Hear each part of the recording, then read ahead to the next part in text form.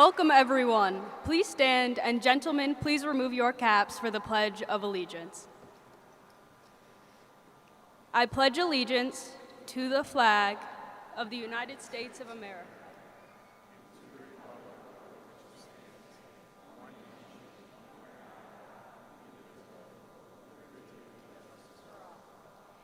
Please remain standing and join in the singing of our national anthem and alma mater, as led by the Queensbury High School Combined Bands and Orchestras under the direction of Mr. Jim Cirillo and the Magical Singers under the direction of Mr. Matthew Gollin.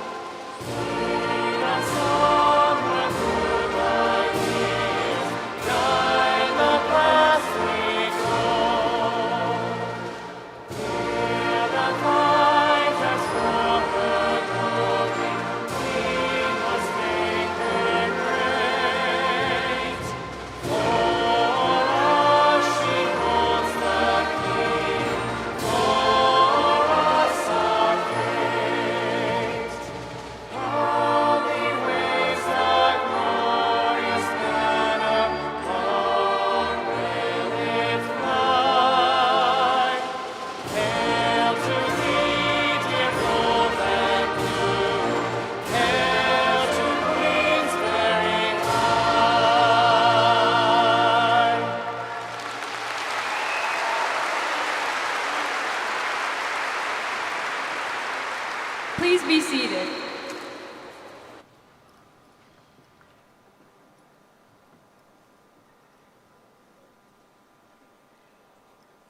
Hello, family, friends, faculty, and most importantly, the Queensbury class of 2024. For those of you who do not know me, my name is Allison Dietrich, and these past 4 years have truly been an honor to be able to call myself your class president. Today, I have the privilege to represent you on your behalf one final time as we stand here on the brink of a new chapter. Every word that I speak puts us just seconds closer to turning this page and writing a new story. But as we begin to celebrate and recognize our achievements tonight, we must also never forget the community that has carried us all this way. There's this common saying that it takes a village, which reminds us that success is not obtained through isolation, but rather it emphasizes the importance of community, support, and collaboration.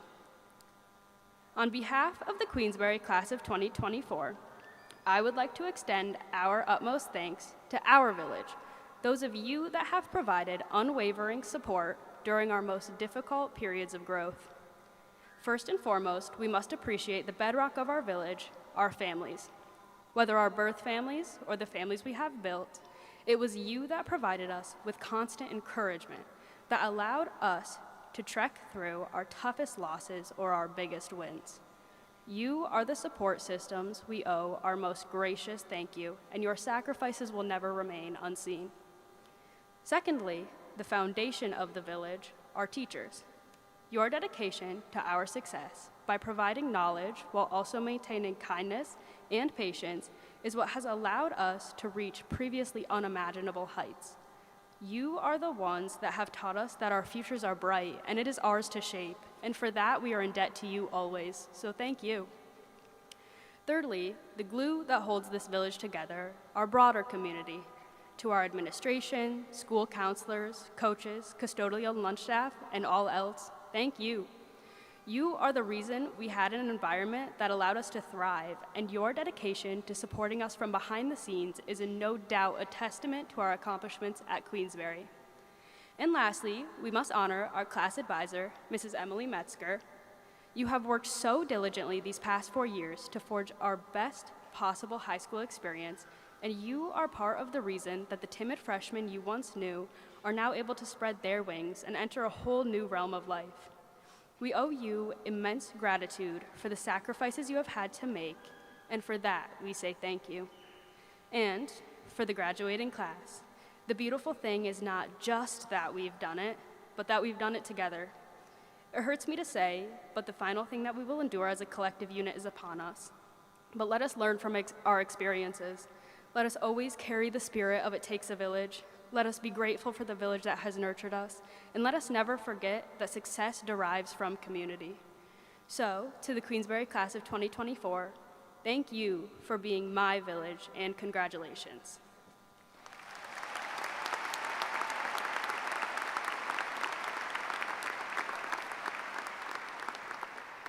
At this time, I now have the honor of presenting the class of 2024's parting gift. This year, our remaining funds will be gifted to Student Senate.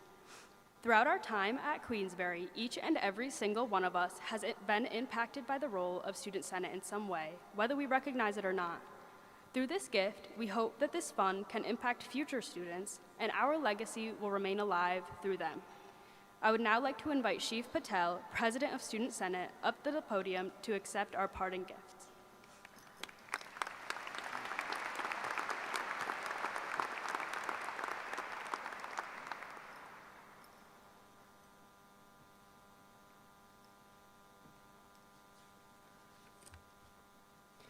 As President of the National Honor Society, I am honored to introduce our esteemed high school principal, Mr. Andrew Snide. As a role model for us all, his dedicated and passionate educational leadership style will be fondly remembered. With pleasure, I present to you Mr. Snide.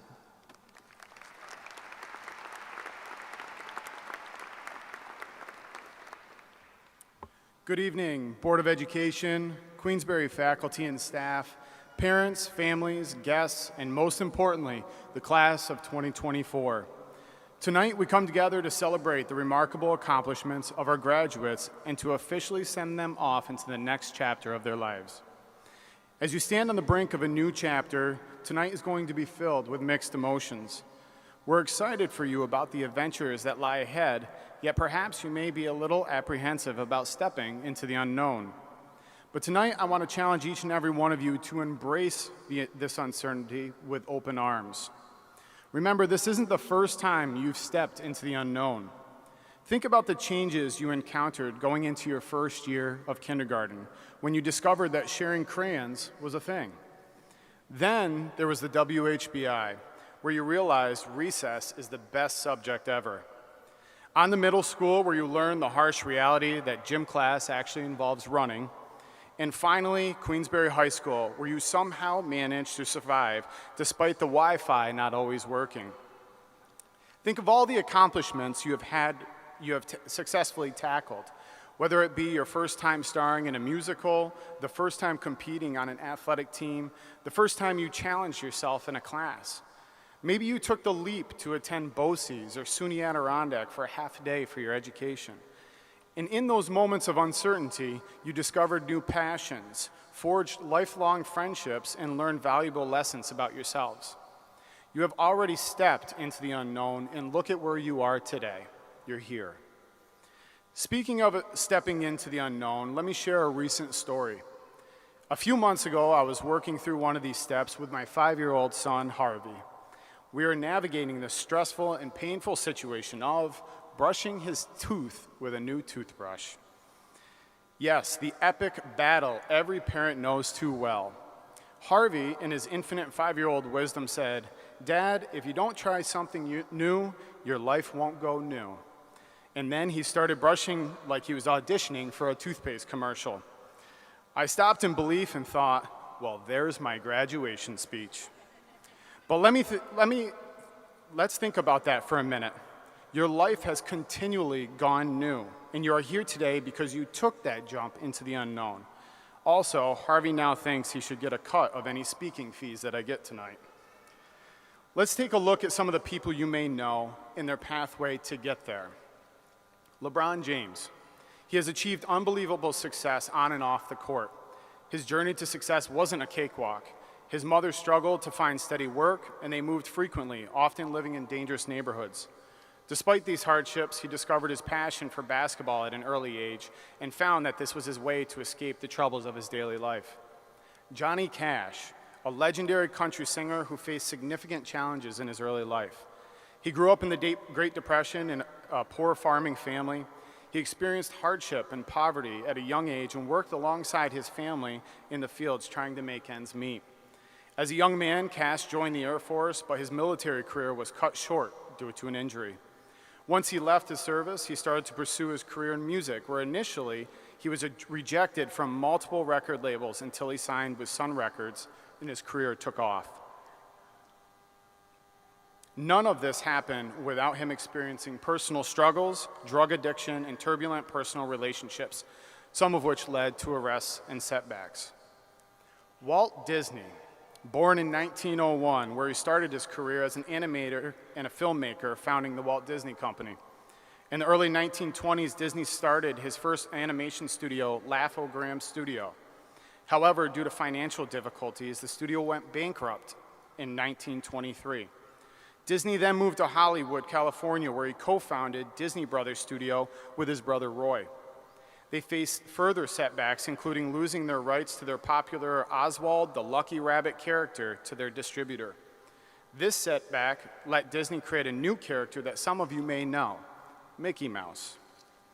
Again, in 1934, Disney faced another challenge when a fire destroyed much of the original animation artwork for many of his early films, but he continued on. One of Disney's most ambitious projects, Disneyland, faced numerous challenges, including financing issues, opposition from skeptics, and difficulties with construction. Despite these setbacks, Disneyland opened in 1955, and now everyone says they're going there after the Super Bowl. So remember, even when things go up in smoke, you might just end up creating the happiest place on the earth. Lastly, some of you may have seen the movie The Blind Side. It's about Michael Orr, a professional football player who overcame incredible odds to achieve success in the NFL. Born into poverty with a father frequently in prison and a mother battling addiction, Michael and his siblings had to fend for themselves. He attended multiple schools, struggled academically, but excelled on the football field.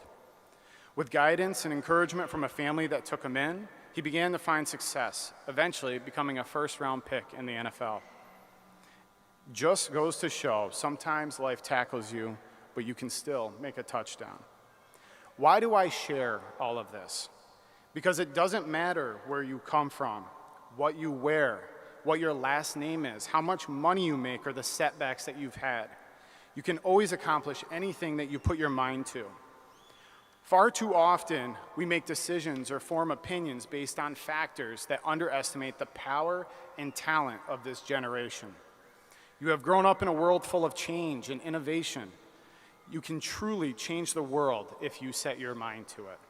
And who knows, maybe one day you'll be giving a graduation speech quoting your 5-year-old too.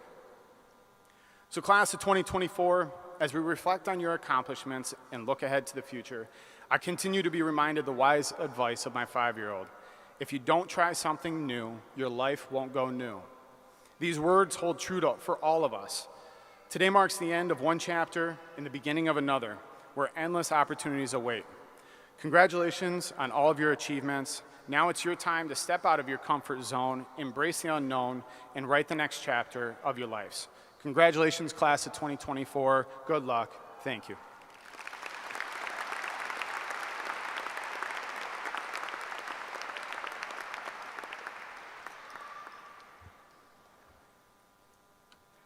As President of Student Senate, it is my pleasure to introduce Mr. John Martin, Assistant Principal, who will present the Outstanding Academic Achievement Awards.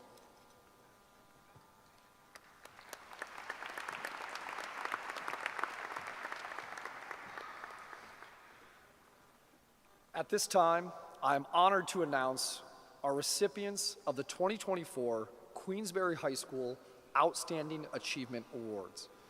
These awards are given by each department here at the high school, and we will start with the art department, presented by Ms. Heather Palmer, and goes out to senior Eliana Jepson.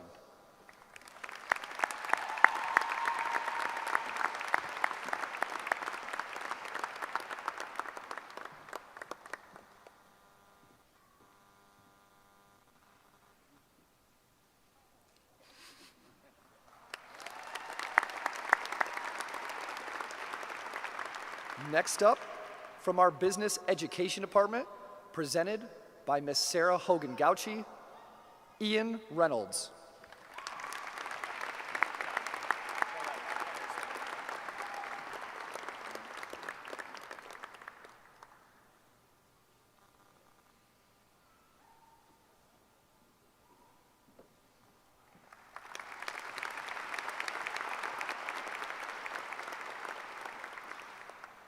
And next, from our English department, presented by Ms. Carrie Bundy, to Molly Rodwald.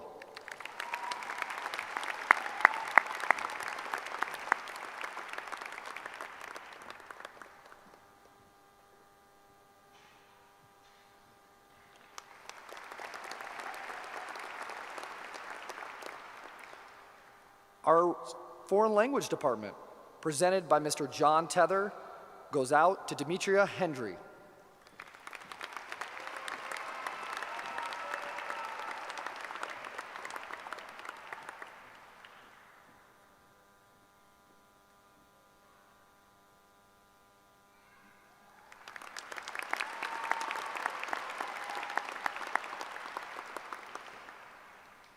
From our math department, presented by Mr. Tim Kayampa, Ethan Moger.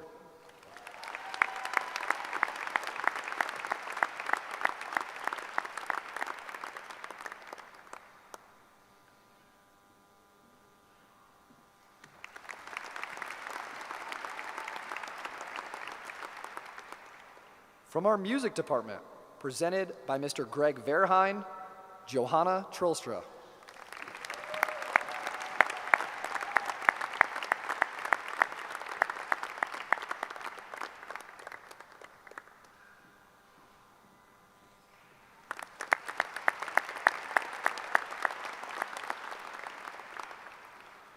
From our Department of New Media, presented again by Ms. Heather Palmer, Sarah Turcotte.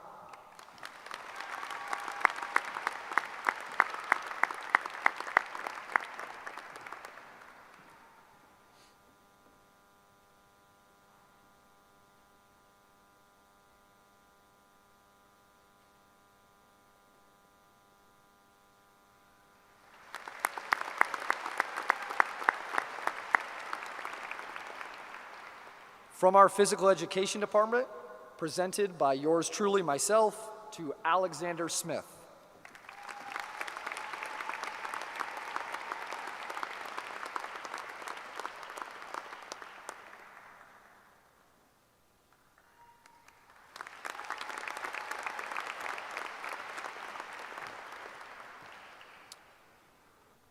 From our Science Department, presented by Ms. Marnie Dijon, Lindsay Pape.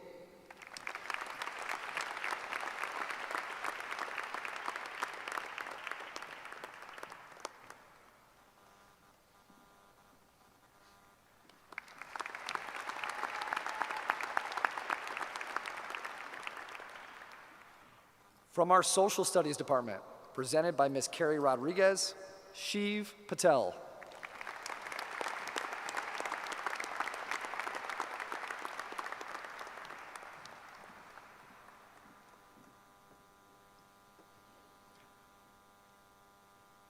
From our Foreign Language Department, once again presented by Mr. John Tether, Avery McGee.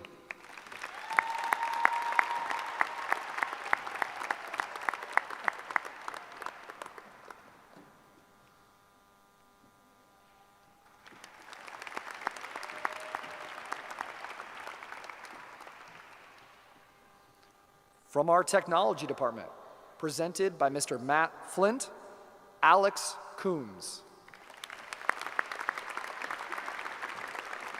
It will actually be presented by Mr. Nick Giamara.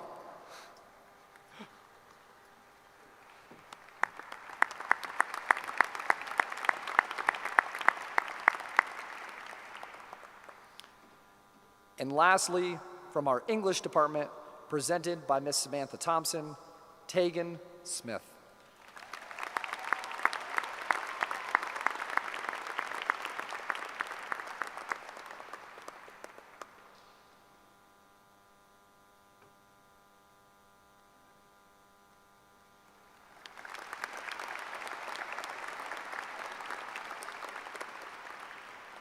Congratulations again to all of our 2024 Outstanding Achievement winners.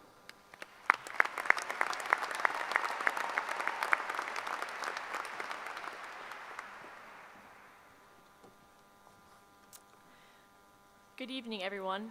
As Vice President of Student Senate, it is my pleasure to introduce Avery McGee, a member of Class of 2024, who will share her commencement address.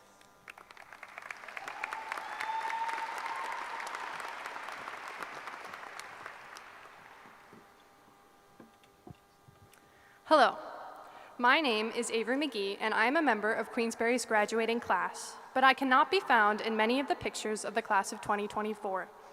I've spent the past 4 years behind the lens of my camera capturing pivotal moments in our high school careers. From pep rallies and sectional football games to honor society inductions, I have photographed our class growing into who we are today. Some people say that a picture is worth 1,000 words, but I believe that a picture is worth 1,000 memories. I look at our class in those big school-wide pictures that we'd take in the back parking lot of the QES, dressed in blue and gold, giggling in a massive clump amongst friends that we likely don't even know now. I wonder what followed those pictures. A friendly game of Sharky on the playground? A music class with Mr. Waldron? Maybe we were off to swim with kickboards in the big kid pool, or celebrating Pajama Day with cocoa and popcorn while the Polar Express played in our dimly lit classroom.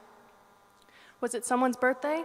Would we sing cha-cha-cha and share their birthday treat after recess? Looking at our toothless smiles and bright-colored clothes, I can't help but grin back.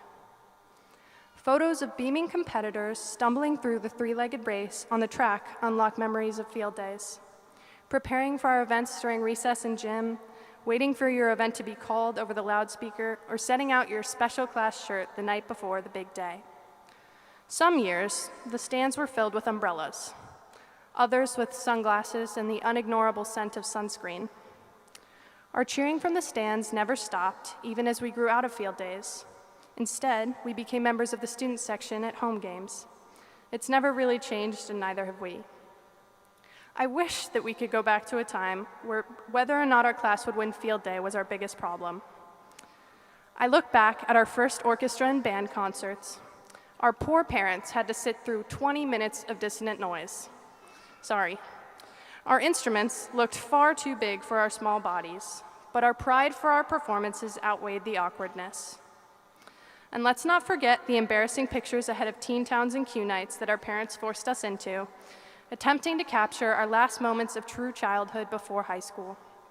Those photos haunt our Snapchat memories, among the other terrible pictures from our middle school years. Looking at photos with tiny blue lockers that could hardly fit a backpack reminds me of the chaos in our 8th grade hallway before dismissal. I think of our mask-covered faces and dysfunctional Google Meets. We were all trying to find our way in a time of life that even without COVID was awkward. And I look at you all now, dressed in your caps and gowns, and think of our canceled moving up ceremony, our canceled 8th grade year. As I scroll through our Class of 2024 Instagram page and my own camera roll, I see how far we have come. From timid freshmen recovering from 6 months out of school to graduating seniors who have conquered IB testing, survived online school, and who have made Queensbury High School our home. Looking back at spirit days and school dances, I think of the anticipation ahead of the homecoming game. The setup for prom pictures and homecoming get-togethers supported by our parents hold sweet memories in our minds. So now, as we transition from the first day of school pictures waiting for the big yellow school bus to the graduation pictures draped in your blue robes and silly hats, I ask you all to look back at our photos, our memories. Most of us will never share the same frame in a picture again. And although we may not all be friends, we have shared the same hallways, yearbooks, and playgrounds for the past 13 years. We have a shared history and, in many ways, a shared future as graduates of Queensbury High School. We are connected whether we recognize it or not. So look back at the old pictures, the ones with friends you no longer talk to, the ones with holes in your smiles and pigtails in your hair, and remember the life we have shared together. I am so happy to have been able to document our lives in high school together. I can look back at my photos and hear you all calling from the stands for a picture. So, let me take one last photo for old time's sake and wish you all well on your endeavors wherever you go next.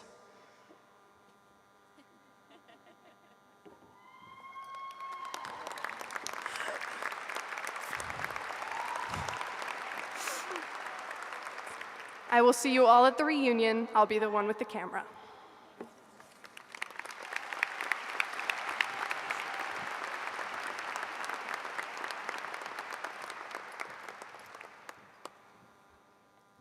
The Magical Singers will present the next song under the direction of Mr. Matthew Gollin, the piece Jenny Rebecca, arranged by Claire McElfresh.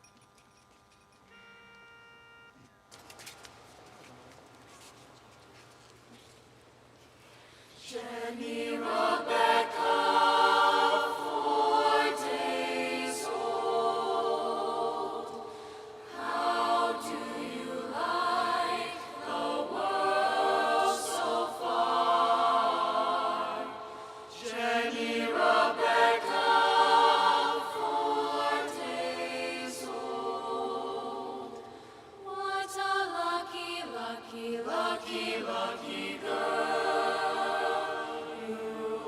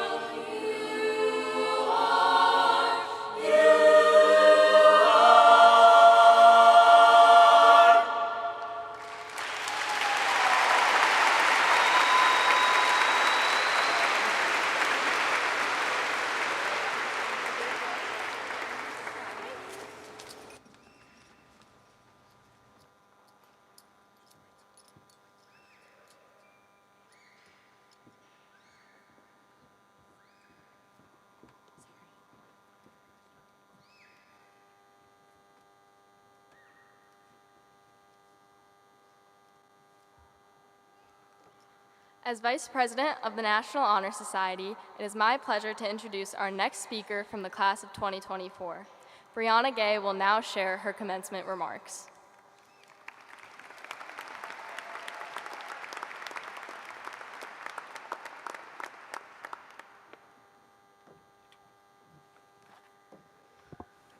Hi. Whenever I take long car rides, a pastime I enjoy is choosing which houses I'd like to live in. Every house I pass, I say to myself, yes, I would live in that house, or no, I would not live in that house. During chemistry of last year, I told my classmates of this game and how it came up in my dreams in a very strange way. In this dream, there was a little green alien who looked very similar to Mike Wazowski. He was on a spaceship and he had a huge spinner wheel. On it were all of the houses that I'd said I would live in. In my dream, he would take the wheel, spin it, and whatever house it landed on was the house that I was to live in. While this might have just seemed like a strange dream, it was more of a nightmare to me. I couldn't help but think, what if the house that I picked was ugly on the inside? Because, while each house I chose looked pretty from the outside, I had no idea of the contents within, where I believe the true value of the house is to be found. I began to think, would there be enough chairs in the dining room for my family to share dinner? Enough space on the couch to binge watch shows with my friends in the living room? A garage spacious enough for my cousins and I to play gaga ball? Or a bedroom the perfect size for me to share with my sister? As I began to ponder these things, I realized that each of my concerns had something in common: people. Because it is not the house that makes it a home. That is just a building, a mere structure. It is the moments that you share with the ones you love that make it home. While Queensbury High School may have just gotten a shiny new outside, let me tell you about the contents within which made it home for me. In 9th grade, my teacher's relentless effort to make our school year run as smoothly as possible, staying on Google Meets for 45 minutes after 2 o'clock and trying to engage us in any way possible, showing us that if they could be flexible, we could too. Specifically, I remember Mr. Cowper would have us play charades over Google Meets to help us learn vocab. In 10th grade, with my sister and teammates by my side, we won sectionals for Nordic skiing. It was there that I learned the value of grit, perseverance, and most importantly, teamwork. In 11th grade, we had an extremely successful prom on a perfect sunny day. I can remember teachers driving all the way down to Saratoga just to see us dressed up. My favorite part was dancing the night away with friends that I know will last a lifetime. 12th grade was the year of devious licks, a brand new turf field, and the beginning of the end. With college applications and class rankings approaching, there was a giddiness in the air with the anticipation of moving on to something bigger, but at its core, something somber, realizing that we would be leaving something so special behind. Years from now, I will look fondly back at my time at Queensbury, knowing that it was spent with people that cared for me. I want to take this time to thank my friends, educators, coaches, and mentors for being what was so special about Queensbury. It was not the building, it was you. So graduates, I urge you, wherever your own little green alien sends you, remember the first place that you called home, and use what you have learned from the accumulation of your own memories to guide you to your next adventure. Thank you, and best of luck, class of 2024.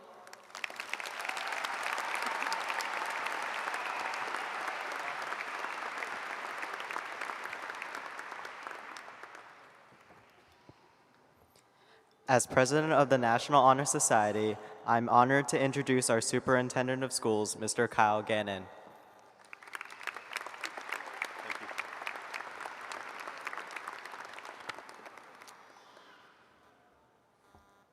Board of Education members, parents, grandparents, and family members, and most importantly, the class of 2024. I've spent a great deal of time thinking about your class and the legacy it has left on Queensbury.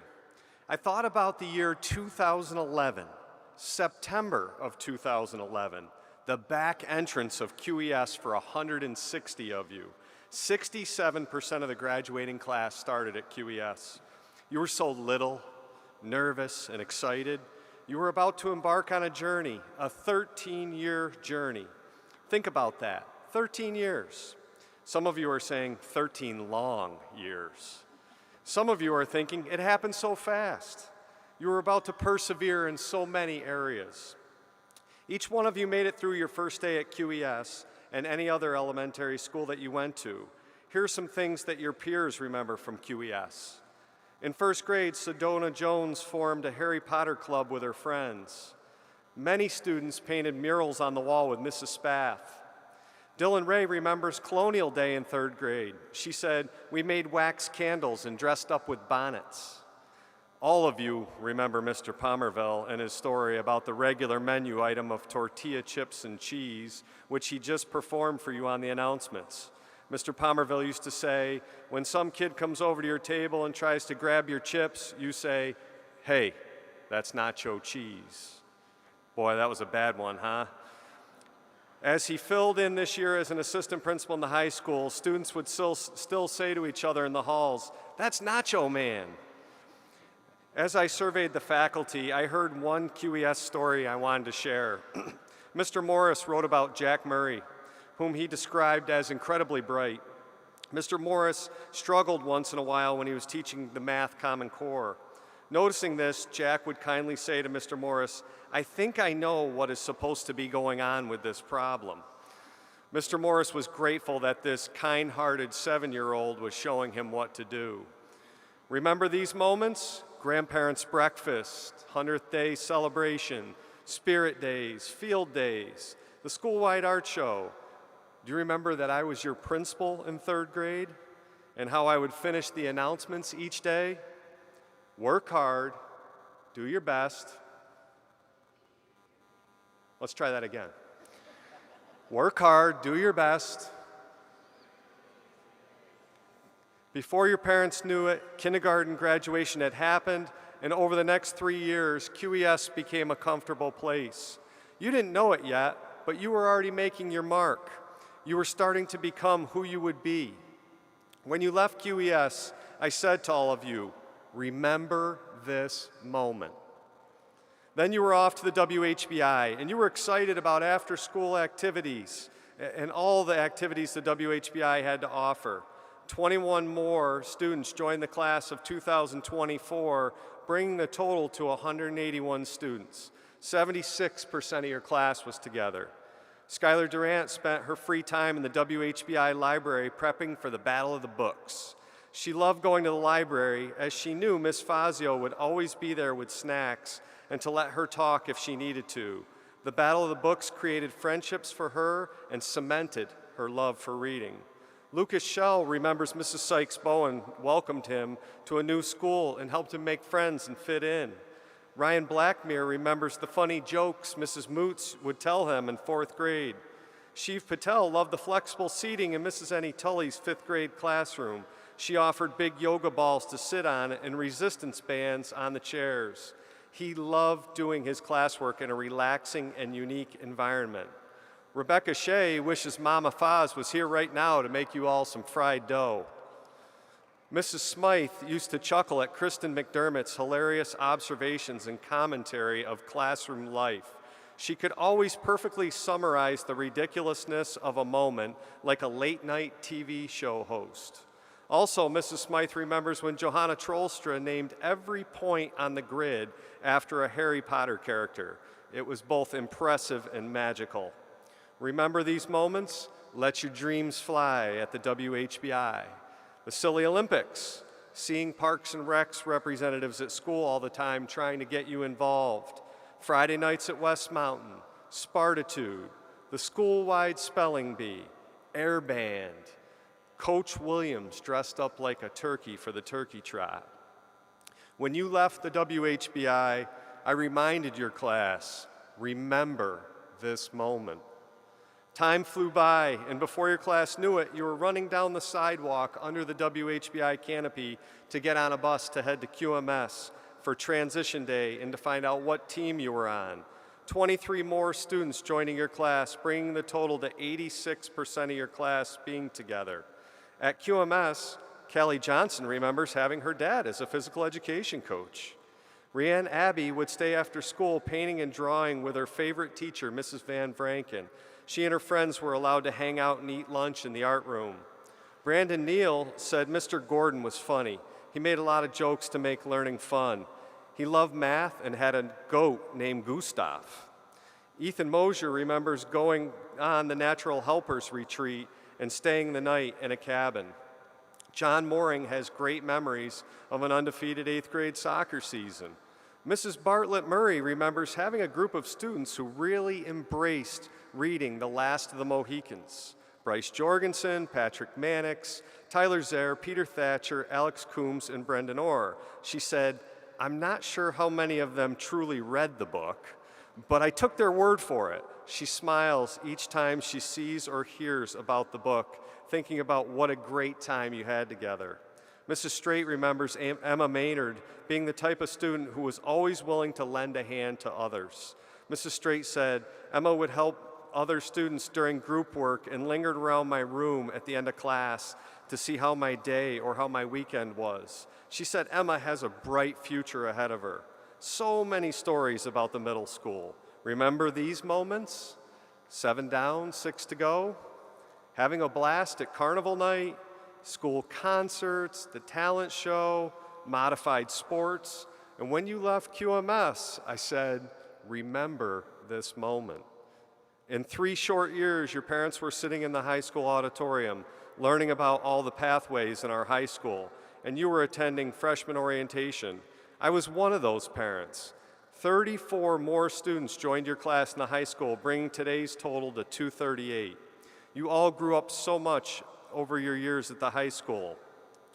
Noelle Connell said her favorite experience in high school was the senior sunrise. It was a lovely experience, she said, with everyone who was with me throughout the years. Ryder Toronto said Mr. Burke was always so kind as a teacher and understanding. He engaged the class by giving them riddles and puzzles to solve. Nick Thompson will always remember Mr. Estamara letting him play ping pong during lunchtime with his friends. Ellie Jepson will remember cheering at the homecoming football game. She said it was probably one of the most energetic games she cheered at, with confetti cannons going off at every touchdown, confetti raining down on the cheerleaders. She called it a surreal experience. Julian Campopiano will remember Mr. Burns hyping up a special guest to come into his class. When time came for the guest, Mr. Burns got called down to the office to bring Mr. Pard to class. When he came back, that special guest, yep, you guessed it, it was Mr. Burns dressed up as a farmer. Julian recalled he gave us some pieces of corn, screamed, and left. Jay Zhao will always remember the orchestra trip to Disney. Mrs. Kosha bonded with Abigail Nisanoff over their mutual love for Taylor Swift. Remember these moments? Freshman orientation, picking a pathway, club events such as Sidewalk Chalk or helping our snack pack program, the senior walk through QES, senior give back day, school concerts, sporting events, captain's club, the first football game on the new turf field, senior ball. I have a segment of a song I want to play for you to remind you to always keep Queensbury Union Free School District in your mind.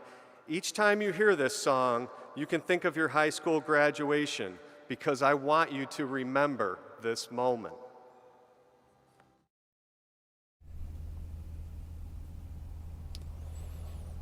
We apologize for the inconvenience, but due to copyright law, we had to mute the audio from the ceremony. We apologize for the inconvenience, and we will be back.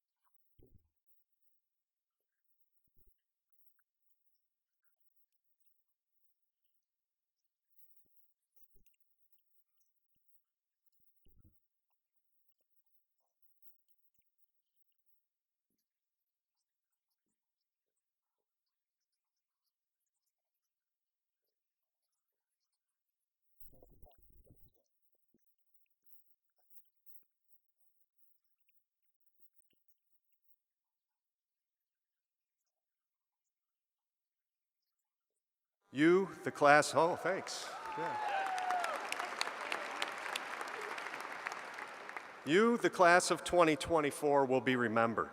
Each year, I enjoy collecting student and teacher memories. It is so much fun to go down memory lane. I spent a great deal of time thinking about what final message I wanted to send your class. It was really hard this year since my own daughter is sitting out there with you. I promised her I wouldn't mention her name. We here at the Queensbury Union Free School District want the class of 2024 to remember, don't forget to savor life's big moments. Job promotions, weddings, your first home, having a baby. Enjoy life to the fullest. Just always remember the old phrase from Queensbury Elementary. It applies to life. Work hard, do your best, achieve your dreams, and remember, it all started at QES. Congratulations to you, the class of 2024.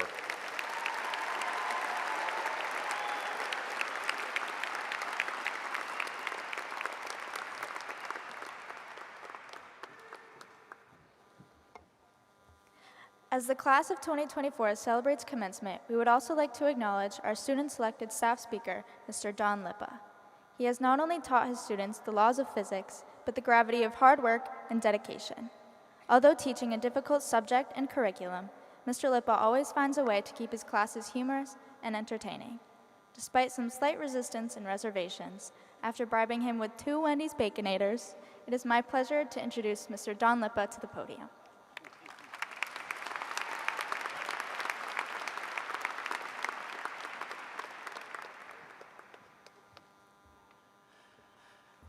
Thank you, Casey. Good evening, and thank you for the introduction. Again, my name is Don Lippa, and I teach physics here at Queensbury. Some of you know me from physics, but a lot of you have never seen me before, except maybe like at around 2 p.m., maybe 15 seconds, zooming by you, right? Try to get out of here before the buses. And the reason for that is, in general, I like to keep a low profile. And it's not that I don't enjoy teaching here at Queensbury. I mean, if you ask any of my students, they will let you know that I obviously like teaching physics, right? And I like Queensbury. But in general, I enjoy being in my own little physics world, and I rarely step out of the comfort zone of my room, my happy place away from home. So you may be asking yourself, well, Don, this whole speech thing doesn't seem very low profile, and you would be right. I've spent my entire life avoiding this particular situation because this is nightmare fuel for me. So how did I get here? And as Casey mentioned, right, I'm going to tell you the story because I was given no parameters about this speech. Right? So I'm just going to talk here. Right, so a few months ago, I started to hear this rumor that the senior class officers in the senior class wanted me to give a graduation speech. And every time it was brought to my attention, I let them know that in no way, shape, or form would that ever happen, and that they should know better than to put me in that position. And when they did in fact follow through and ask me, I said no, 3 times. But they kept coming at me. They were relentless, but I was holding strong. Then on one fateful day, they learned of my one great weakness, the immaculate, perfectly formulated Wendy's Baconator. The king of all burgers, for sure. So they bribed me with 2 Baconators, and I know the rumor was it was 5, and it was only 2. I don't think a human could eat 5 of them, right? And a fry. No drink, by the way. I don't know what happened to my drink, right? Just in the future. Ice cold beverage. It goes good with burgers and a fry. So at that moment, I had a choice. Give the burgers back and say no, or eat the burgers and say yes. And I contemplated eating the burgers and saying no, but I understood that some of these students may someday become businessmen and women, or maybe even politicians. And they should know how bribes work and have faith in the bribing process in general.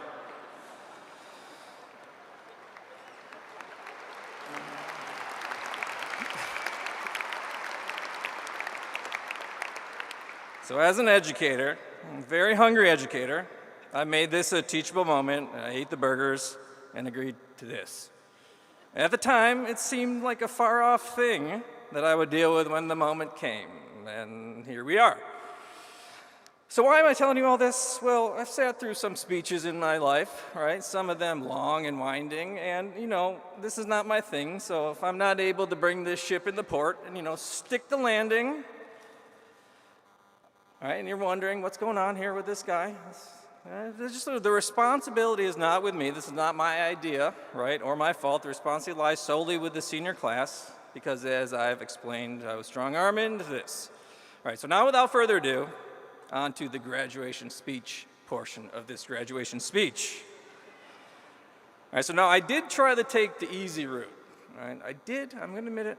I went on ChatGPT, all right? And I asked it a bunch of questions, right? And I kept trying to improve it, and the speech wasn't very good. I mean, it was too good, maybe, right? This was normal, not me. So I had to do this myself. So what I tried to do here is to think of a few nuggets of wisdom that I could impart upon you guys before you get out there into the real world as real, full-grown adults. So the first thing I want to discuss is gratitude. It is important in life to recognize the things that others have done to support us as we move through the many phases of life. Specifically, I want you guys all to consider what your family has done for you to make sure that you made it to adulthood. I know that at this point, you guys feel as if you got it all figured out and that you are fully equipped to meet life head on. And believe me, I hear some of the things when you think I'm not listening. I hear the things you say about your parents, right? And I understand families and parents, they can be annoying, right? They can be bothersome, they can be bossy, right? But consider this. As far as pets go, human babies are some of the most expensive and resource-intensive creatures to raise, all right? So think about a puppy. What does it take, maybe 1 or 2 years? Becomes a dog. They wear no clothes. They eat the same thing every single day, and they only want to be your very, very best friend, right? And then, they die after about 10 years on average, right? Cats. And I don't want to talk too much about cats because some of you may know my view on cats, but they can pretty much take care of themselves after a couple months. And again, no clothes, no shoes, no dance lessons, no rides to practices, sporting events, etc. Now, human babies, right, they're very weak and helpless, and they can be loud, right? Right?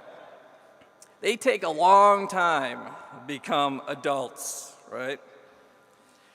If you released most other animals into the wild after they're maybe 6 months old, right, as long as the climate was appropriate for their species, a good portion of them would survive. But a human baby?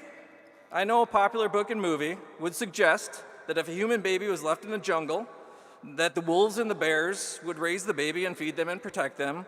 But in reality, I don't think that's how it would go. All right, so I want to take a moment here, right? I want to take a moment here to together say thank you to all those family members that took care of you when you were helpless, fed you, clothed you, wiped your butts, cleaned up your messes, bought you expensive cell phones, and then bought them again after you broke them, sat through excruciating long sporting events and concerts, chauffeured you around endlessly. They loved and cared for you when you were a weird and smelly middle schooler, and loved and cared for you when you were a know-it-all high schooler, even when you made mistakes, big and small, even when you were insufferable and even mean. Right? They never once drove you into the forest and released you into the wild. No matter what, they made sure that you made it here to the most important day of your lives up to this point. So, I'd like to do something here, right? I would like all the moms and dads to stand up. All right, all the moms and dads stand up. The stepmoms, the stepdads, the boyfriends, the girlfriends, stand up. The aunts, the uncles, the much older brothers and sisters whose parents had the nerve to have another baby when you were a teenager and then expect you to help care for this little creature, stand up. And any other adult that helped make sure that these very important people made it here this evening, everyone stand up. All right, now Queensbury graduates, I want you to stand up and turn and face your adults, these saints, right? They may be up here, they may be up there. I want you to stand up. Find them. All right, find them. Now, hey, hang on. All right, listen. I want you to repeat after me. All right? You guys ready? Thank you for taking care of me when I was young and helpless. You can be a little bit louder. All right, hang on. Thank you for not releasing me into the wild when I got older and sometimes annoying.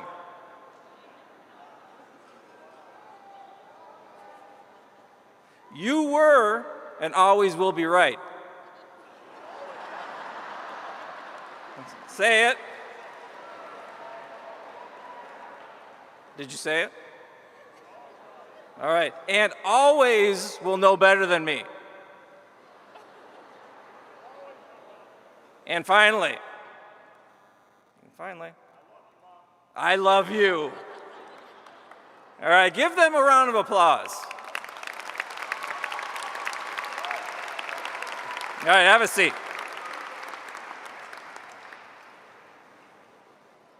All right, so the second thing I would like to speak about is the importance of mistakes in life. One thing I learned about researching graduation speeches and speaking with AI is that you need to include at least one inspirational quote from a remarkable human being who had remarkable insight into the human condition. So I would like to quote one of the GOATs who had remarkable insight and had a huge impression on me and many kids in my generation. I'm talking about the great and soothing Bob Ross. And hopefully you can all take to heart the wisdom he can provide us. Bob firmly believed that there are no mistakes, just happy accidents. And he gave the further advice, ever make mistakes in life? Let's make them birds. Yeah, they're birds now. Life is never a linear timeline, and mistakes will be made, both large and small. I, for one, am an expert at making mistakes and firmly believe that you have to make mistakes in order to learn, grow, and become a better human being. No one likes to make mistakes. Naturally, we try to not make mistakes, even if it means we take no chances in life. As a physics teacher, I see this at the beginning of the year. Most students try to hide their mistakes, and they get upset when they keep getting things wrong, but they refuse to do anything about it, and they get stuck. One thing I always try to impress upon my students is that the fastest way to learn something difficult quickly is to do it, make mistakes, own your mistakes, learn from your mistakes, and try not to repeat them. Life is remarkably similar. Even those that seem to be the end of the world are an opportunity for growth. And as hard as it to believe at the time, in the future, you will probably look back at these times and laugh and at least have some appreciation for what happened and how you benefited from it and how it led you to where you are today. So I would like to share with you guys an example from my life about a happy little accident that I made a bird. That would be my first child, Gwendolyn. Some of you might know her. At the time, I was living in Queens, and I was working in Manhattan. One fateful evening, I was riding home on the Long Island Railroad, just relaxing, drinking a beer in a brown paper bag, as one tends to do on the way home from Manhattan on the Long Island Railroad. Right? It's a jungle in there. Right? I didn't really enjoy my job or living in the city, but I made a bunch of money, and I was living the dream in New York City. At that very moment, I received a call from my girlfriend at the time. I flipped open my phone, because that's what we did back in the day, expecting her to ask me to stop by a bodega and get something for dinner. But instead, she proceeded to tell me that she was pregnant. At that time, my life flashed before my eyes. We lived in a one-bedroom apartment in an area where small homes cost $1 million and the public schools were not that great. I had just bought an Xbox 360 and a bunch of games that I had to finish. More importantly, I just saved up enough money for a sweet pair of night vision goggles, and maybe soon I'd be able to buy a bitchin' Camaro. So at that moment, I knew that my life, as I knew it, was over. But looking back on that moment, I now indeed see a happy little accident that started a string of events that eventually led me here to Queensbury. My daughter is now going to be a senior. I have a job I enjoy, a house, a dog, a cat, and 3 more birds, as Bob would say. So the third thing I'd like to talk about is decision and change. In life, you will encounter many points where you have a choice between 2 different paths to take, whether it be a choice in majors, a choice in careers, a choice in relationships. There will always be a point in life where you have to decide a path to pursue and another path not taken. Now just note, I know I could quote Frost here, but I'm not gonna, all right? I've already quoted Bob Ross. I would just like to add these pieces of advice when considering a path to take in life. The first thing is don't wait. Don't put off a change in your path because you need to wait until the right time. If you wait for the right time, it may never happen. Things will always occur to you to make you push that change further into the future. Next, decide what is most important to you. For some, it's money. For others, it's having a job that they enjoy. And for others, it might be time with their family that is most important. Few paths can offer all these things in equal amounts. There's always a trade-off. So decide what is most important to you. Choose a path that will get there as soon as possible. If you change your mind, don't be afraid to choose a path until you find the one where you get the things that you want. When I was studying chemistry and chemical engineering at Columbia University, never in a million years did I ever consider being a teacher. My parents were both teachers, and I knew that was not for me. I wanted to make money. I wanted to travel. I wanted to live in a big city, and that's what I did. Once I got there and had a well-paying job, I traveled for work all over the country and lived in both Washington, D.C. and New York City. And I knew it wasn't for me. Once I had my first child, I looked back at my childhood and realized my parents were always there. They may have not made a ton of money, but they had a family life, and I realized that's what I wanted for my children. That is what led me to quit my high-paying job, go back to school in the area I grew up in, and become a teacher.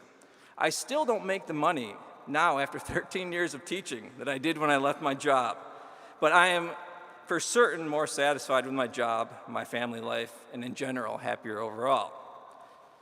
Finally, and again, I apologize, I have no idea how long this was because I didn't practice this in front of a mirror, right? Didn't do that, right? But hopefully I'm gonna bring this thing on home here. All right, so the last thing I wanna discuss is something that took me a long time to understand. And I really only came to this realization after many years of living and working in many different places. I grew up in a town very similar to Queensbury, Glens Falls. Everyone looked like me, everyone spoke like me, everyone thought like me. Then I went to SUNY Geneseo, where again, most people there looked like me. But unlike me, they were from around the state, and many were from downstate, New York City, Long Island, and they at first seemed different. But then I got to know them, and we all realized we were essentially the same. Then I went to Columbia University, and there most of the people were not like me.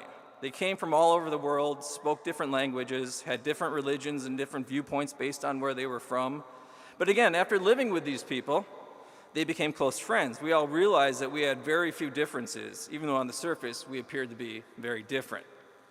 This continued after school when I worked at a global consulting firm, where I worked with people from all over the world. I lived in large cities. I was a manager. My teams were in the European Union and India. When they would come into town, we would hang out. I would take them to restaurants I enjoyed. They would take me to the restaurants they enjoyed, and we talked. And I realized that humans in general all want the same things in life. They want to work, they want to earn money, to have a place to live, food to eat, pay the bills. They want a safe place to live and a good educational system for their children. These days, as a country, they tell us that there are 2 sides. You have to choose a side, and our side is right, and the other side is wrong. I'm certain the internet is at least partly to blame for this because growing up until the age of 30, I don't ever recall caring or even knowing the political opinions of the people around me, and generally it wasn't spoken about as it was assumed to be a personal thing and it was impolite to speak about. Also, it was accepted that everyone has opinions, and they all smelled like a certain part of the human anatomy that does not smell particularly good, so you kept them to yourselves.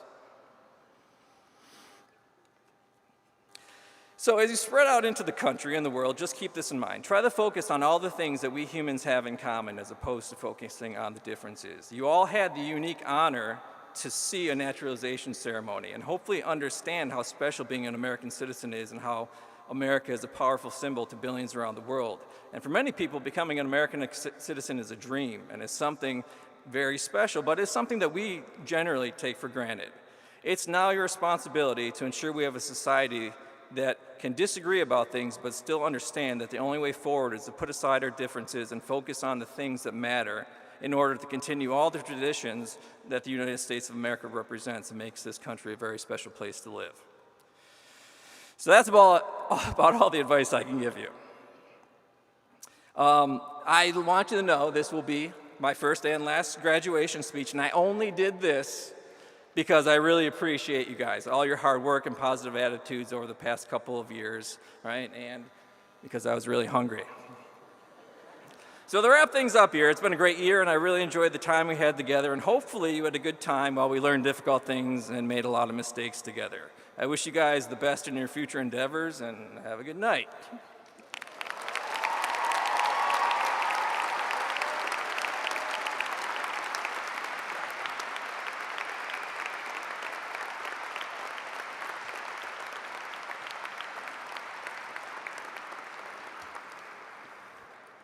Thank you, Mr. Lippa.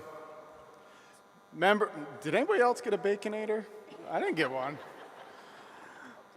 Members of the Board of Education, as principal of Queensbury High School, I certify that the following students have fulfilled all of the requirements of Queensbury Union Free School District in the state of New York and are eligible to receive their high school diploma. It is my pleasure to present to you the class of 2024.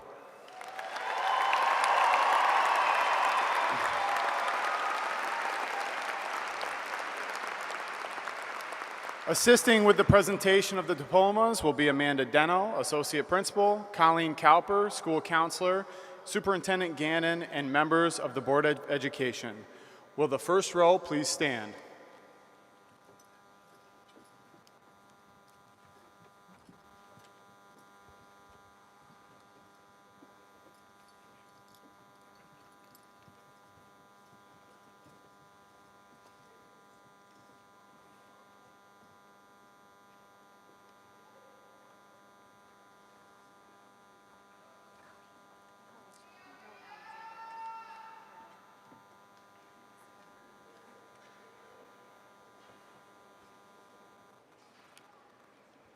Allison Caroline Dietrich.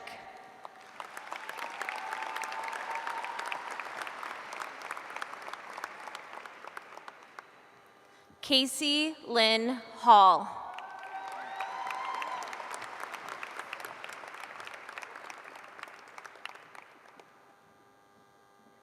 Caitlin Madden Barton.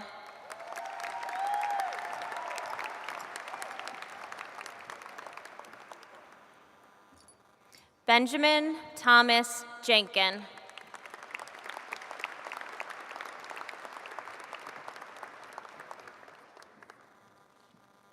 Ethan J. Moger.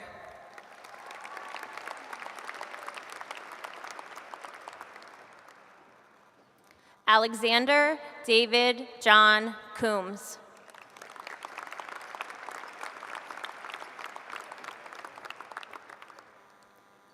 Lindsay Ann Pape.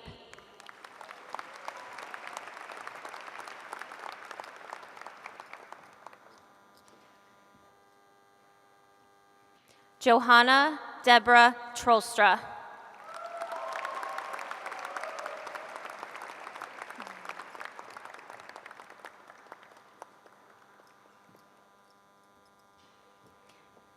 Jake Alexander Afsar Kashmiri.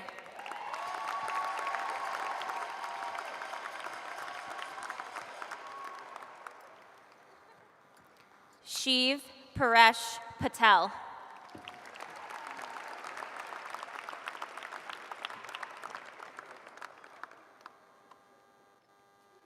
Molly Quinn Rodwald.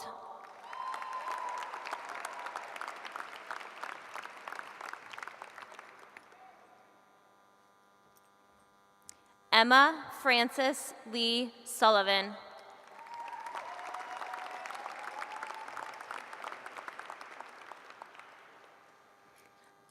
Ryan Michelle Allen.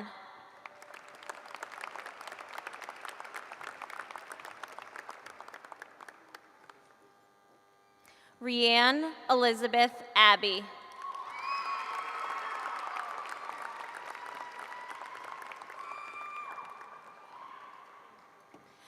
Jada Acker.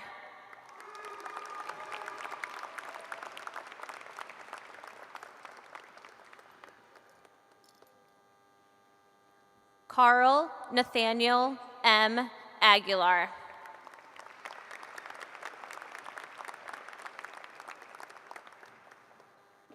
Emma Rose Albrecht.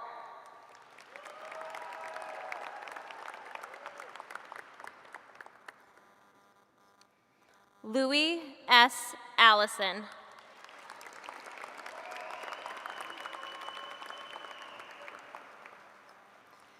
Maximus Gordon Anderson.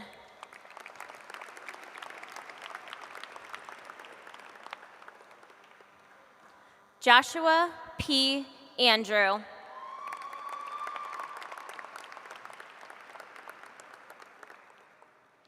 Skylar J. Antelek.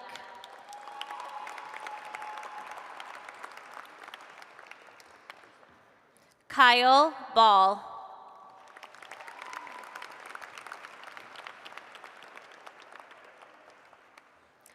Jonathan T.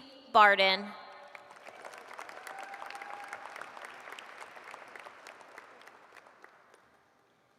Matthew Jeffrey Barden.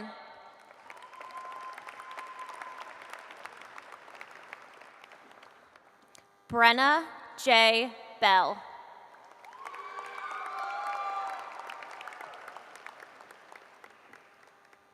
Samara Rose Benson.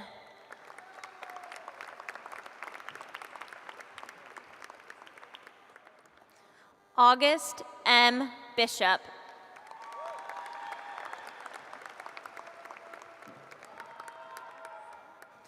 Ryan Michael Blackmer.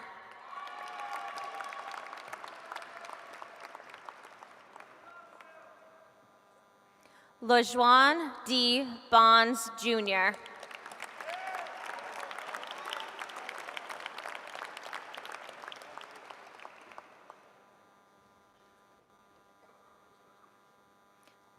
Sarah J. Brayton.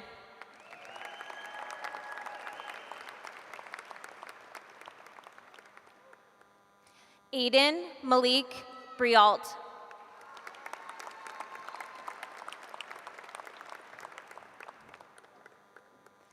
Adam J. Brennan.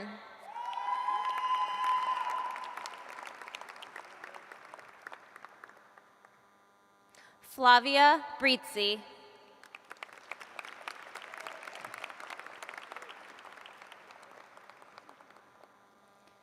Kaylee Marie Birch.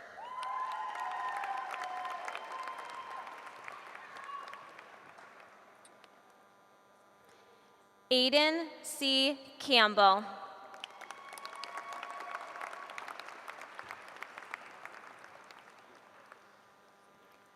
Julian Allen Campo Piano.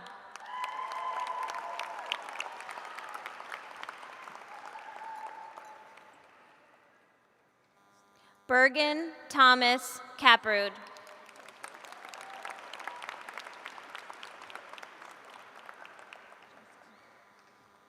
Jason A. Cardozo.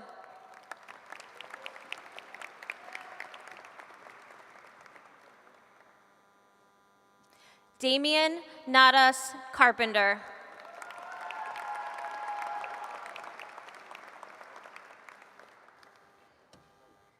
Mia F.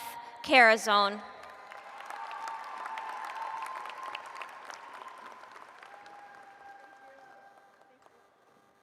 Madison O. Kassler.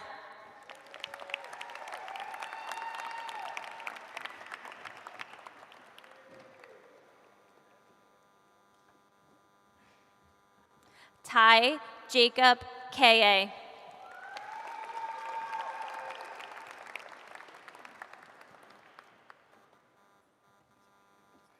Brianna E. Chandler.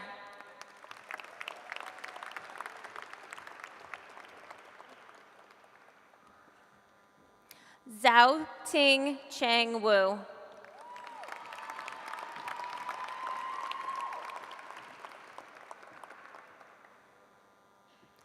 Madeline May Clark.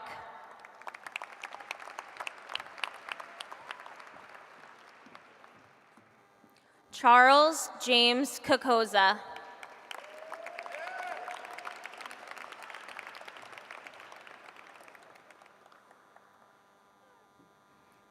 Lainey Colvin Morensic.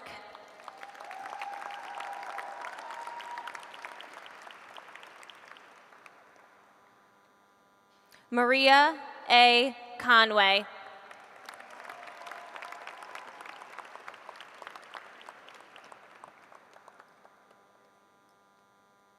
Anna Lee Corlew.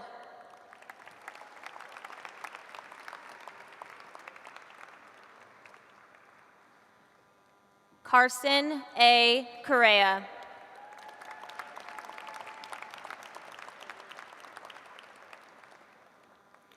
Carter R. Coulter.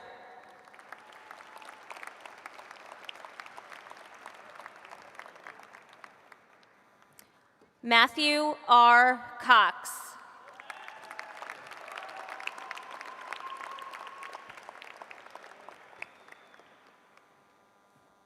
Zoe Cross Lake.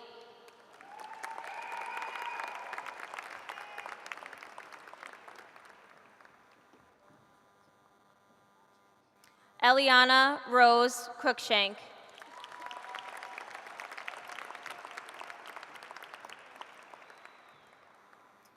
Ariel DeJesus Jr.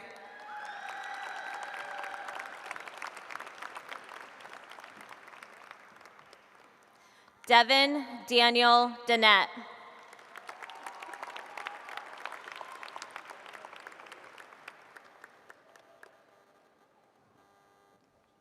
Veronica Rose Dennis.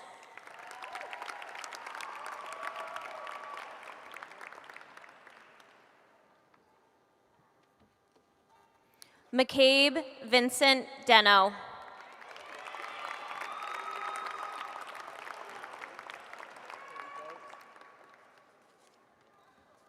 Olivia Claire Deppy.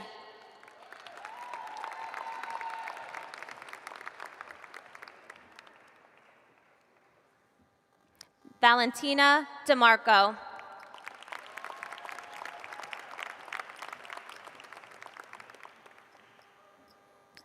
Alexander Arthur Dickinson.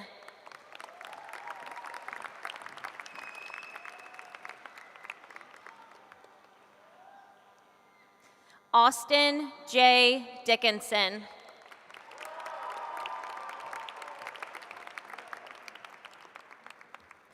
Tanner Riley Dingman.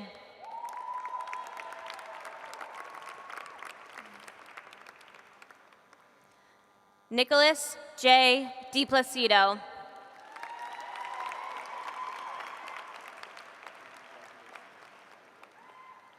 Sean Michael Donahue.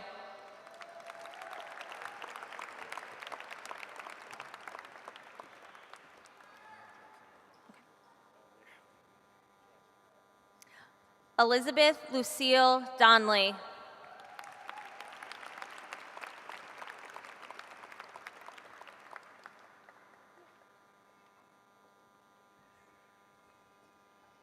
Abigail Corinne Drian.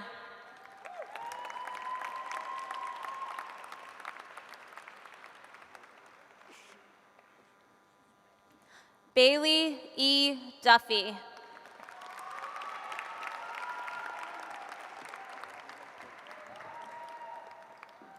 Madeline E. Dupuy.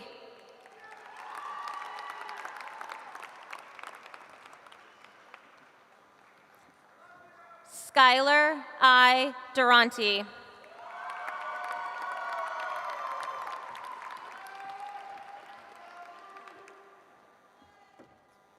Chloe Rose Eckerson.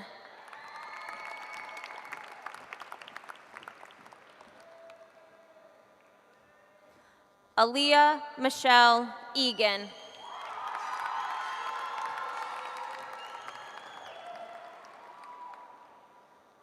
Jacob M. Fanchulo.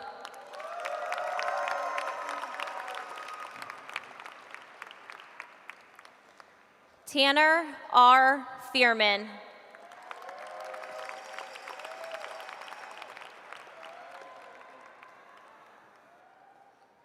Cameron Elizabeth Ferrone.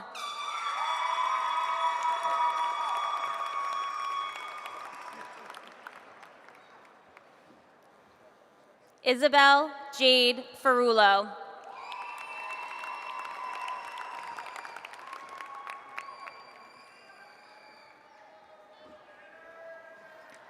Tekla Rose Feinlease.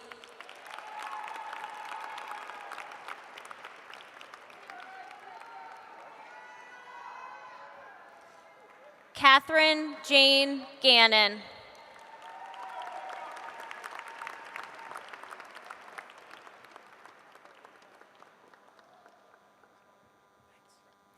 Gabriel M. Goodness.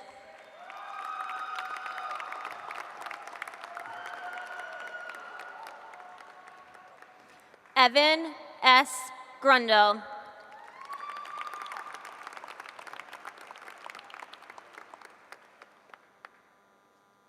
Allie M.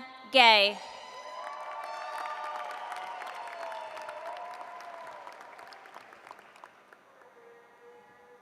Brianna Jean Gay.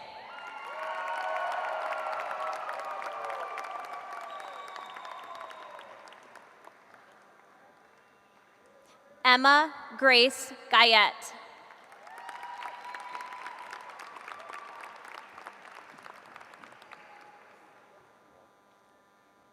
Miranda Seaching Habshi.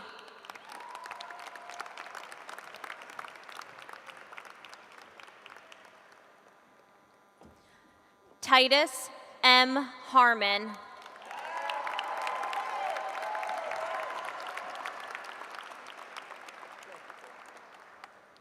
Isabella Marie Harrington.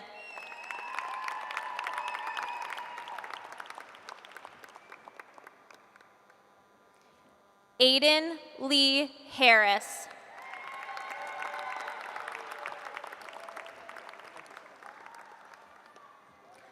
Chloe Elaine Harris.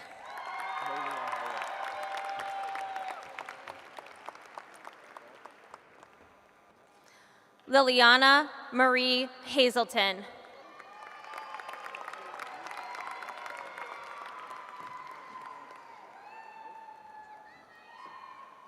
Demetria Rose Hendry.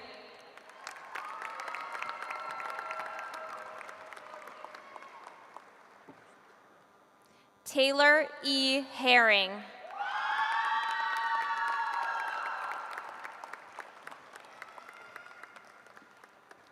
Sienna C. Hill.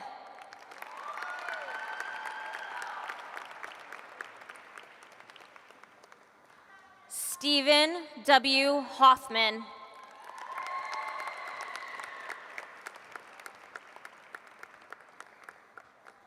Sania J. Holmes.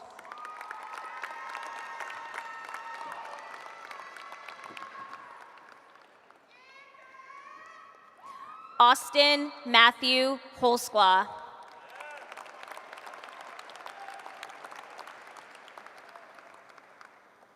Reed Thomas Horrigan.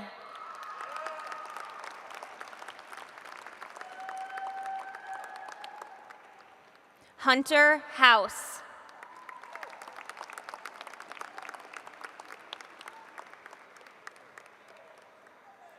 Brittany E. Hughes.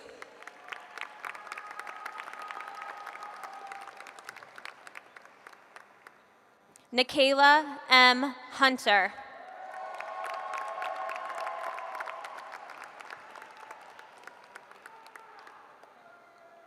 Cecilia K.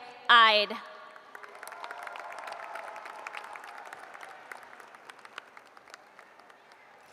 Katie Elizabeth Jabut.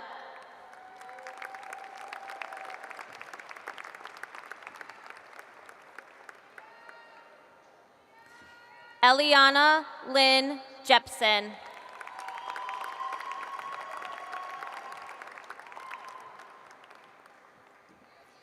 Abigail G. Johnson.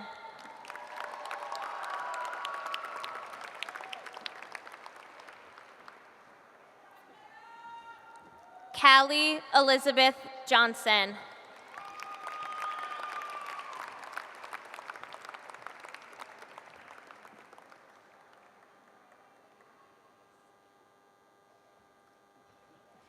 Sarah Evelyn Johnson.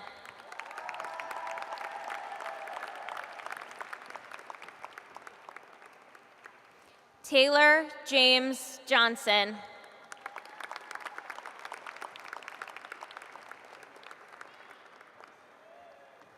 Olivia Grace Jones.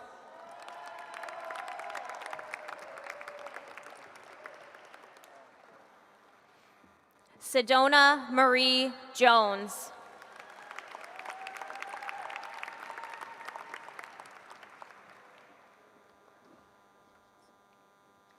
Bryce Todd Jorgensen.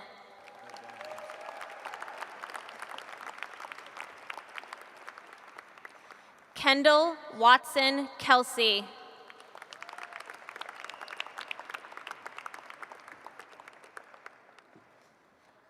Benjamin Edwin Killingsworth.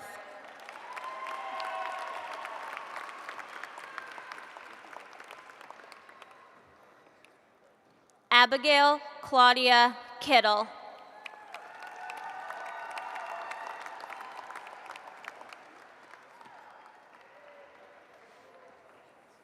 Maxwell O. Lafar.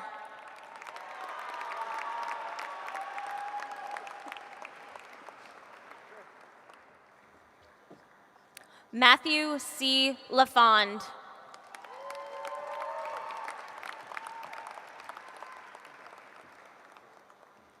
Caden LaFountain.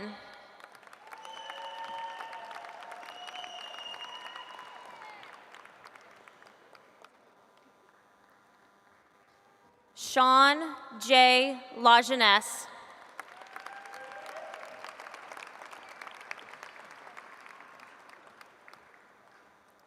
Nolan J. Lambert.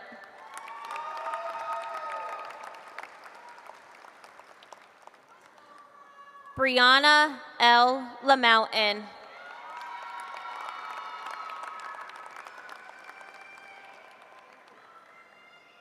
Colin J. Landrigan.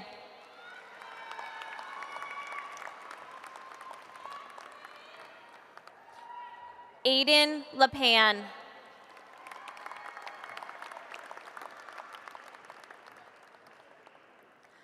Julia M. LaPointe.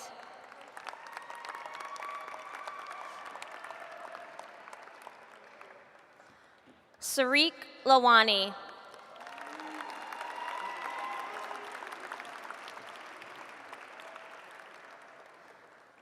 Giovanna Ledbetter.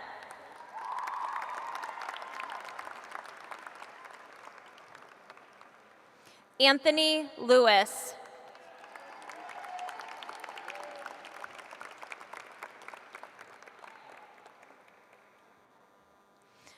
Alana Marie Liebman.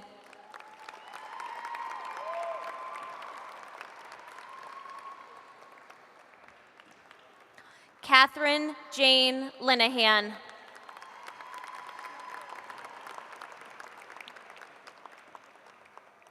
Michaela Emelita Linehan.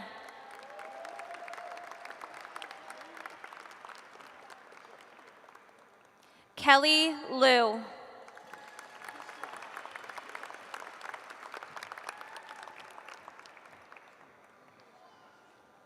Tanasia Lachey Longacker.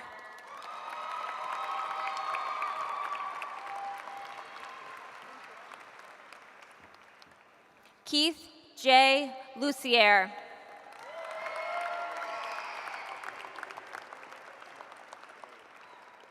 Brody Robert McEwen.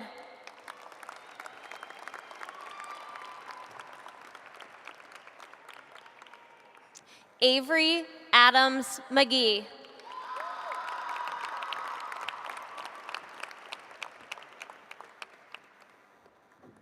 Patrick J. Mannix.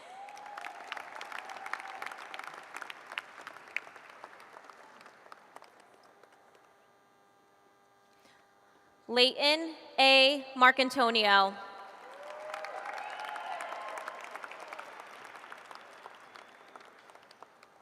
Alicia Darlene Marshall.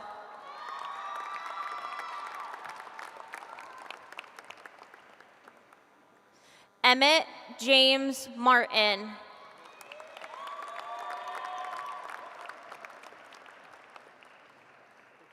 Emma Ann Maynard.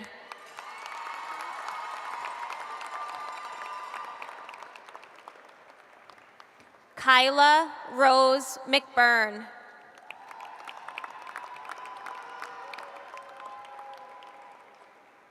Megan L. McCausland.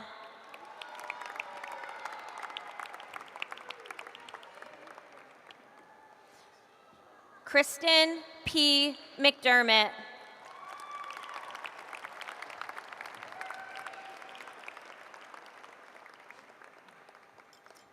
Cameron D. McGar.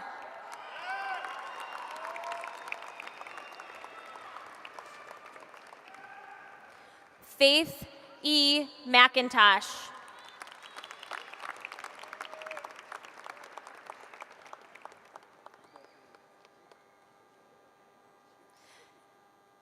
Avery Rose Mead.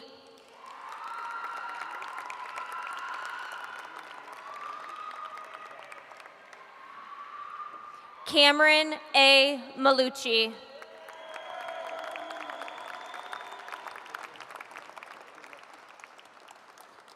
Molly Marie Millington.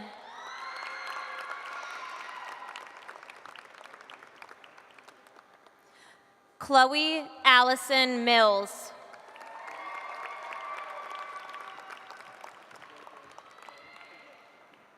Tyler Malone.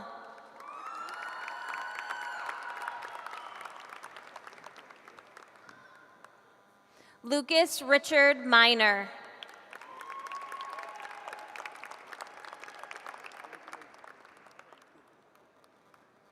Braden Quinn Monastero.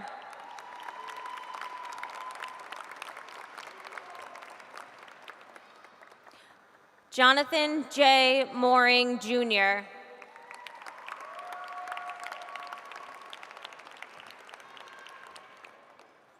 Jacob M. Morris.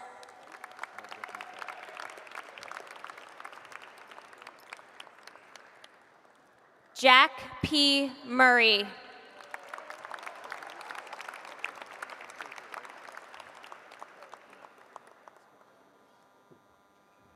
Caden A. Nats.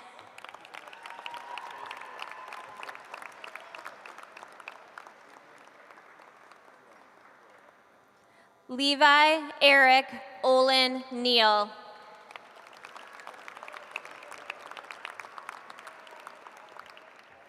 Brandon A. Neal.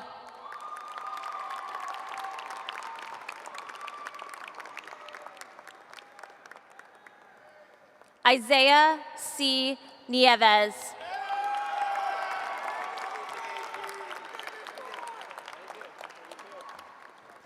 Abigail E. Nisanoff.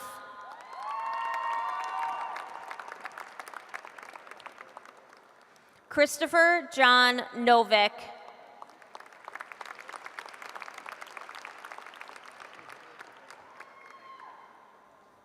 Maximilian A. Nussbaum.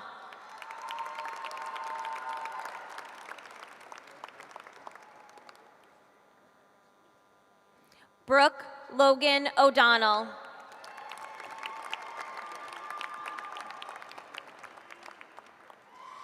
Gavin Marshall Ogburn.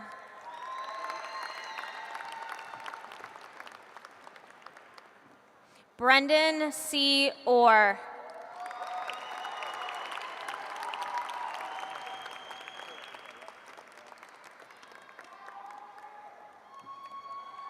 Nicholas Manuel Orta.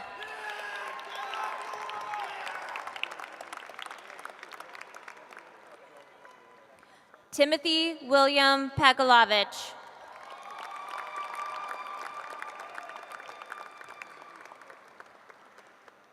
Andrew John Palmer.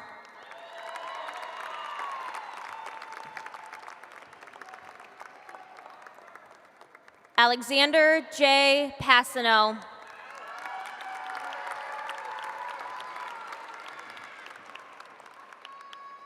Mason L. Patanod.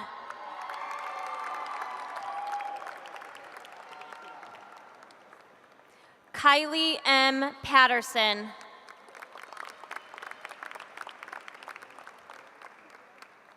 Aiden P. Perez.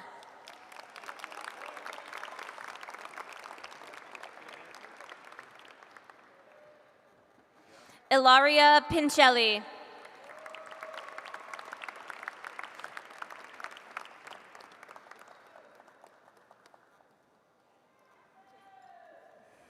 Holly Ann Pizzagatti.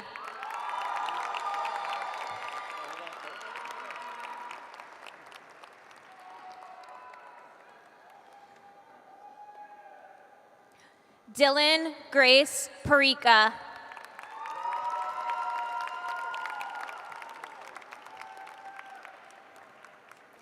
Kaylee Marie Prevost.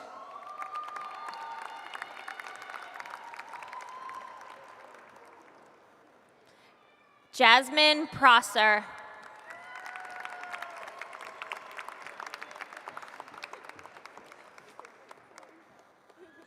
Brendan M. Rollins.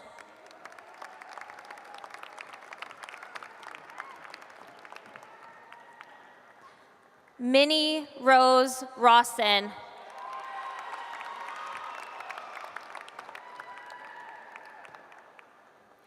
Dylan Rose Ray.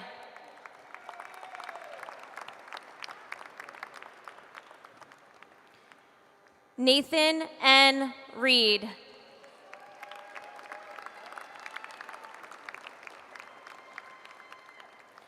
Gracie Marie Reppenhagen.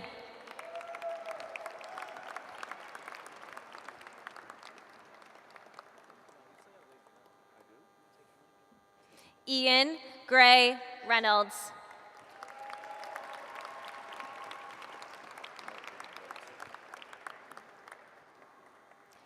Kenzie Richards.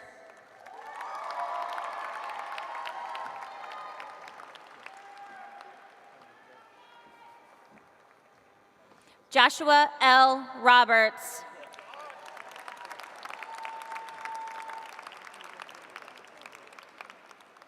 Sophia M. Robertson.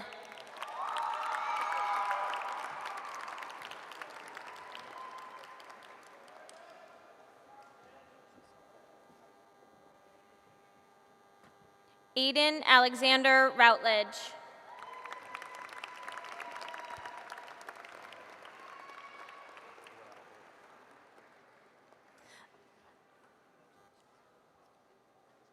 Evangeline May Roselle.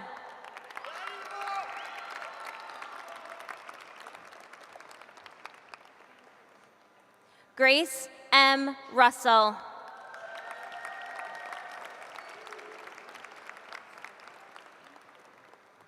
Lucas William Shell.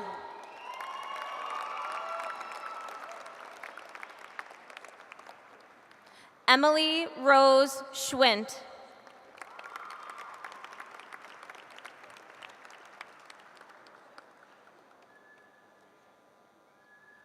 Hayden W. Sejovis.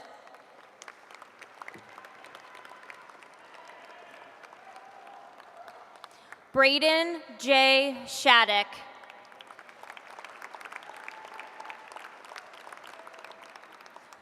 Colton B. Shaver.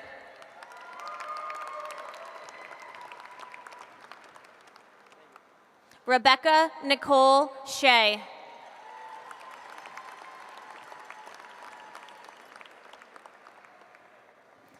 Allison Nicole Sheffield.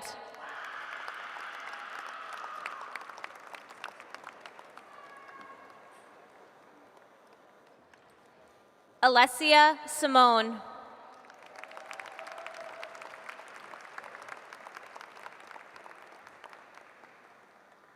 Kiana A. Sink.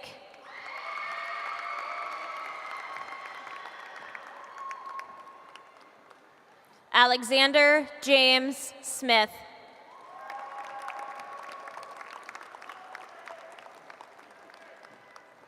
Aubrey J. Smith.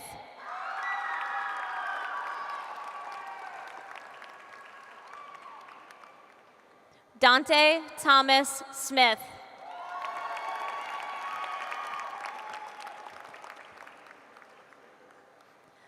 Devin Lee Smith.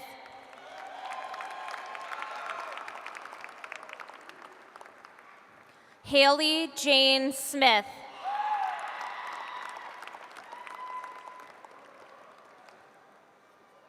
Noah G. Smith.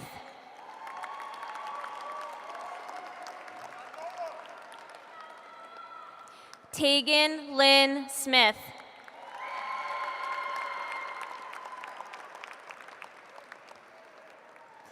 Ava Grace Snyder.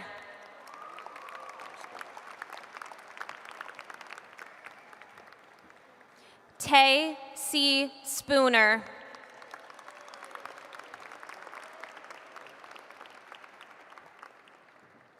Maddox C. Stacy.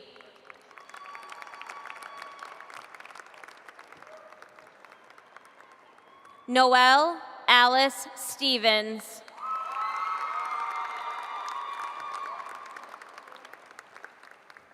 Madeline Tyler Stockwell.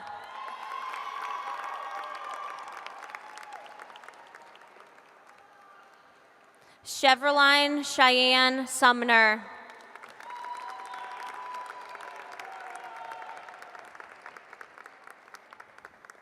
Gavin Patrick Supernut.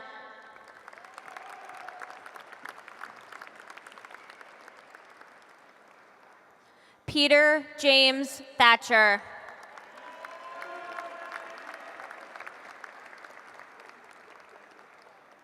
Gabriel A. Therian.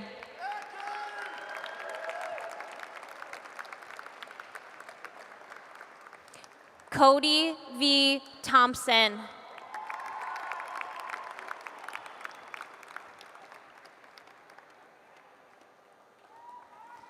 Nicholas Luke Thompson II.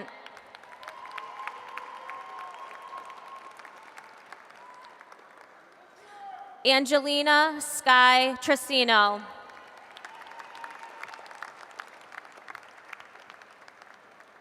Nathan M. Truly.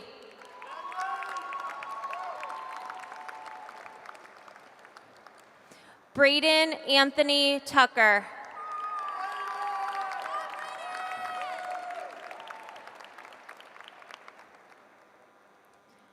Ryder David Toronto.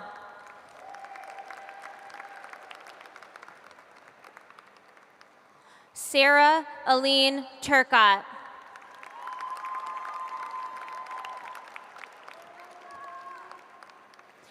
Jean A. Van Loan.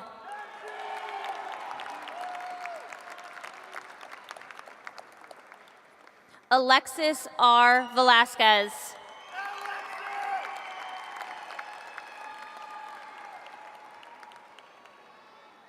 Ethan D. Walden.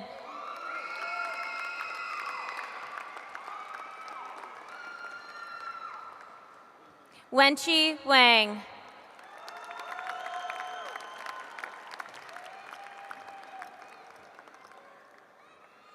Bryce Alexander Warner.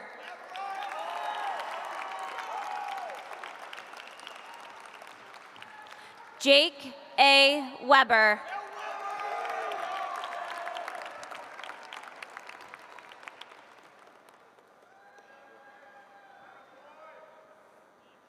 Drake Wendell.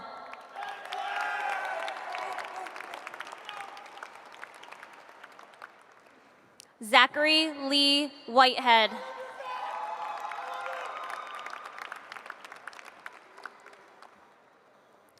Corinne L. Willett.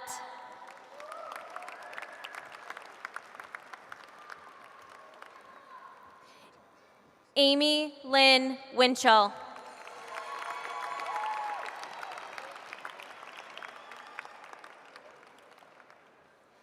Riley Young.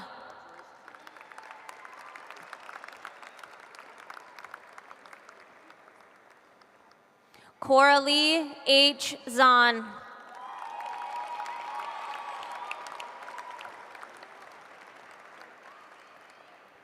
Tyler Robert Zare.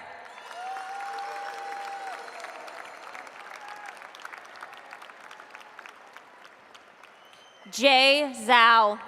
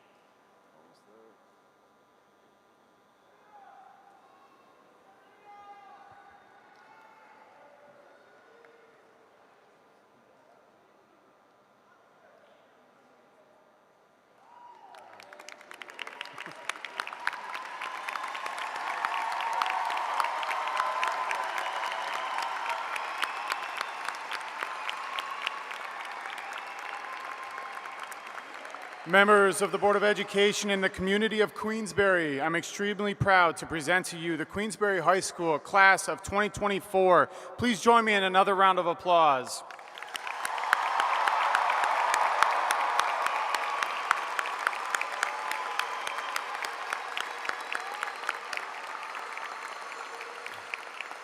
Now it's time for the declaration, and I invite Superintendent Gannon to do the honors.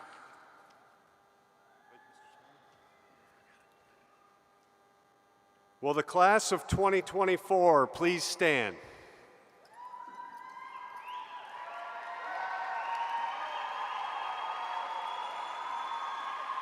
Will you all please transfer the tassel on your cap from the right side to the left side?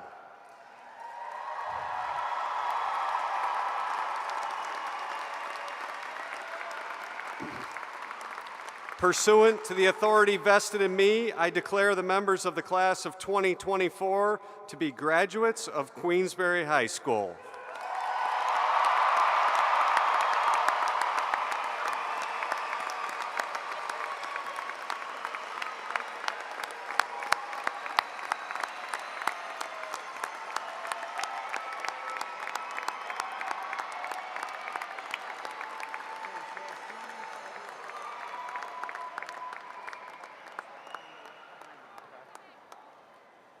This brings a close to our graduation program.